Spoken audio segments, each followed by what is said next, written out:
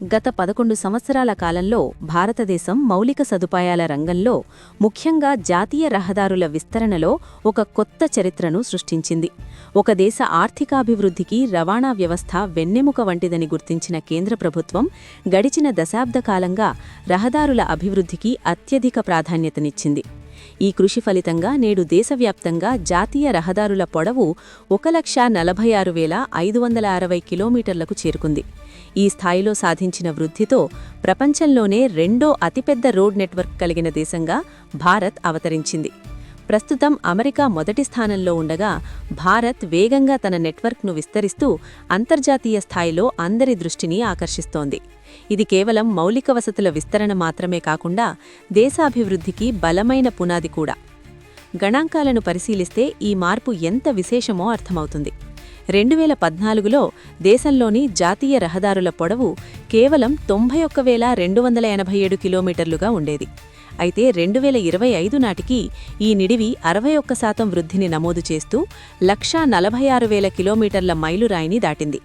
ఇది సంఖ్యల పెరుగుదల మాత్రమే కాకుండా మారుమూల ప్రాంతాలను ప్రధాన నగరాలతో అనుసంధానించిన గొప్ప విజయంగా చెప్పవచ్చు. ఈ అభివృద్ధిలో భారత్మాలా పరియోజన వంటి ప్రతిష్టాత్మక పథకాలు కీలక పాత్ర పోషించాయి.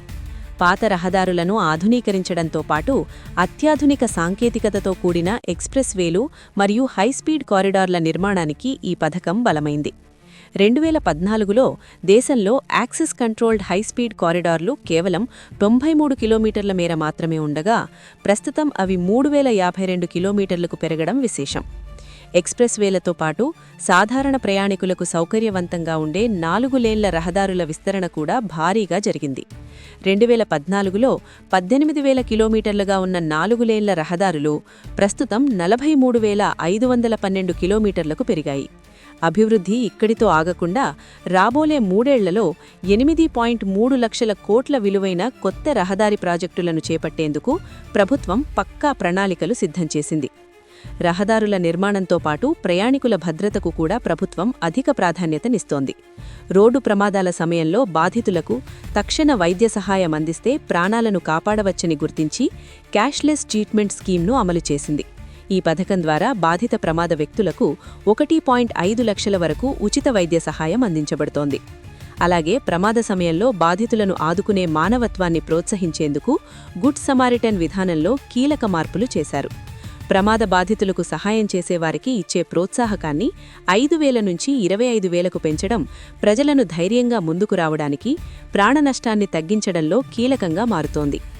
భవిష్యత్తు రవాణా వ్యవస్థను దృష్టిలో పెట్టుకుని భారతదేశం సాంకేతికతను కూడా వేగంగా అందిపుచ్చుకుంటోంది. పర్యావరణ హిత ప్రయాణం కోసం హైడ్రోజన్ ట్రక్కుల ప్రయోగాలు కొనసాగుతున్నాయి.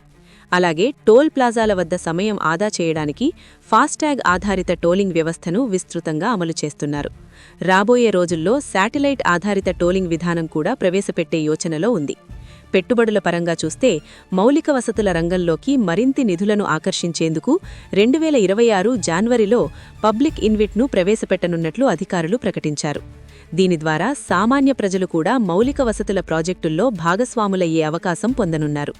ఈ అన్ని పరిణామాలను గమనిస్తే రాబోయే కాలంలో భారతదేశం మౌలిక వసతుల రంగంలో ప్రపంచానికి దిక్సూచిగా నిలవడం ఖాయమని స్పష్టమవుతోంది.